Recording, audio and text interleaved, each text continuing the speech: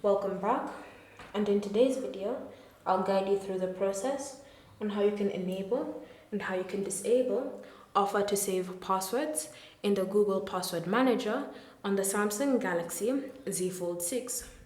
So the first step is to open Settings, and in Settings you want to scroll and select General Management. Under General Management, tap on Passwords, Passkeys and Autofill. Then from here, you'll need to first change your preferred service to Google.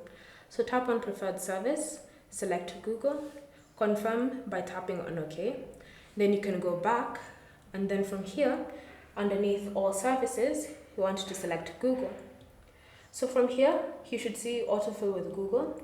What you want to do is simply select Google Password Manager. Then from here, you should see the option Settings. So tap on Settings, then you should see the option Offer to Save Passwords with a toggle next to it. So now you can use this toggle to save passwords on your Samsung Galaxy Z Fold 6.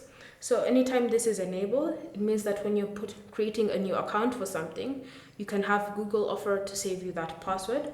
Or when you have it turned off, then you won't have Google asking you if you want to save the passwords with them. So it's up to you to enable or disable according to your preferences. Thank you for watching.